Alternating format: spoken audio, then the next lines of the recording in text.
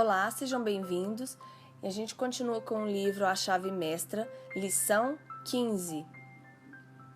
Experimentos realizados com parasitas encontrados em plantas mostram que mesmo os seres vivos das ordens inferiores são capazes de se beneficiar da lei natural. O seguinte experimento foi realizado por Jack Locke, médico, PhD, membro do Rockefeller Institute. E ele disse: para obter o material, coloque-se num cômodo diante da janela fechada roseiras plantadas em vasos.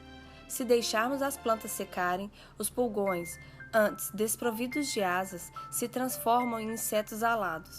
Depois da metamorfose, os animais abandonam a planta, voam para a janela e sobem pelo vidro.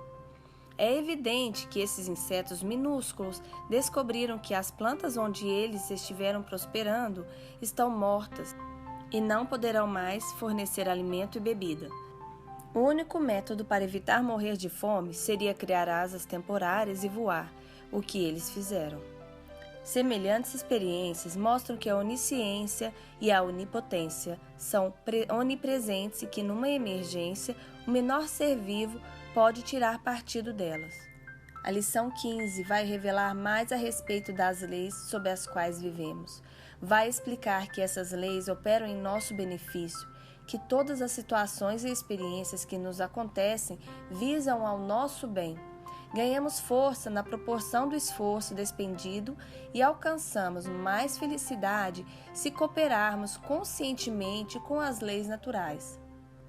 As leis sob as quais vivemos foram projetadas unicamente em nosso benefício. Essas leis são imutáveis, não podemos fugir à sua atuação.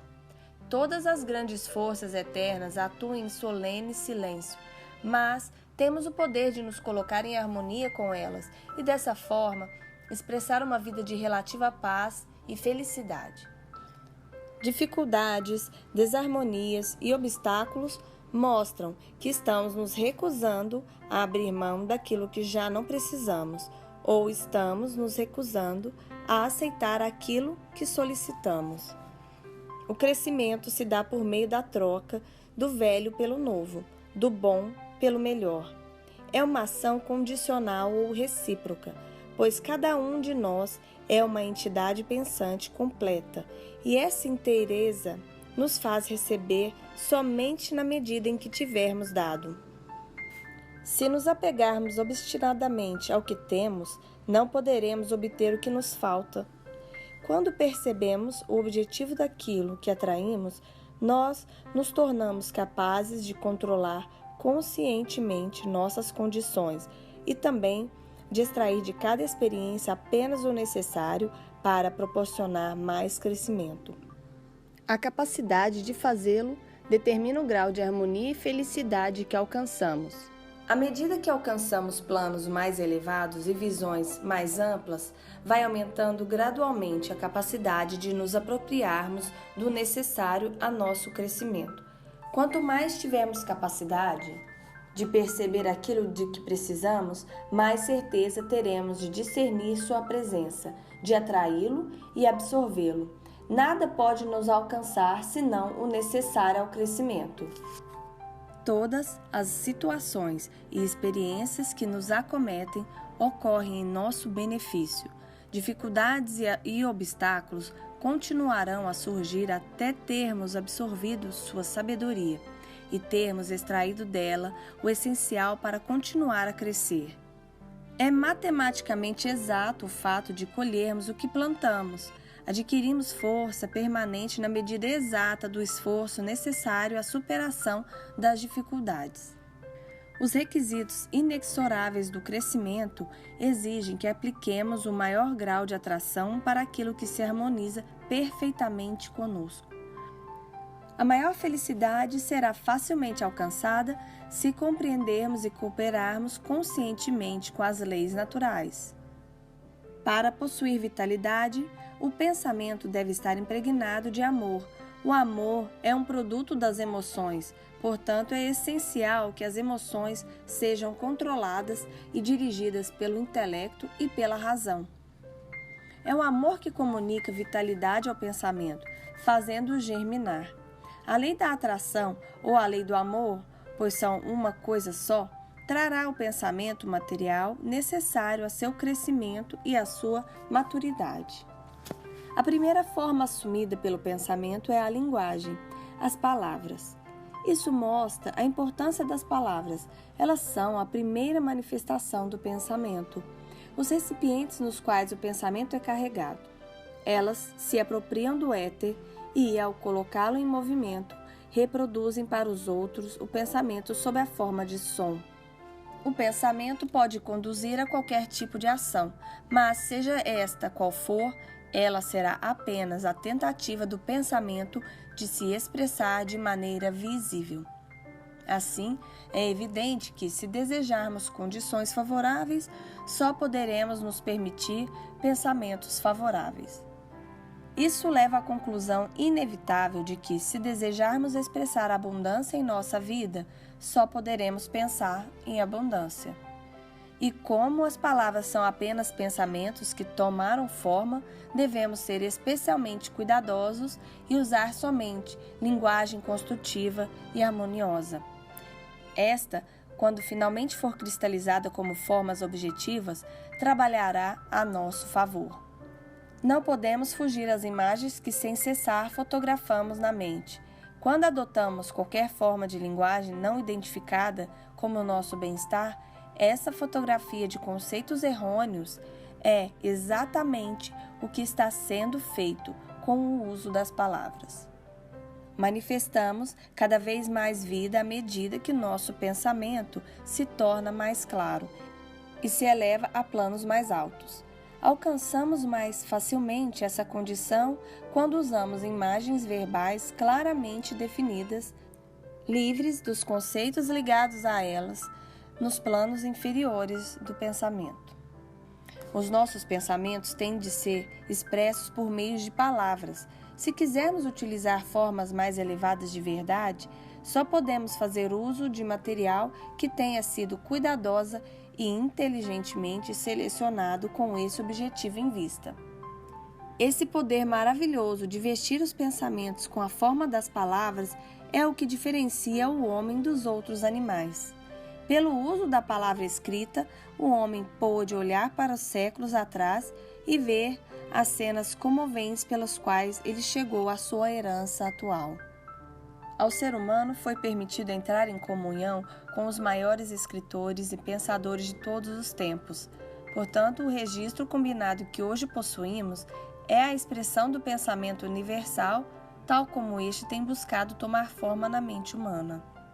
Sabemos que o pensamento universal tem por meta a criação da forma e sabemos que o pensamento individual também está constantemente tentando se exprimir numa forma. Sabemos que a palavra é uma forma-pensamento e que a sentença é uma combinação de formas-pensamentos.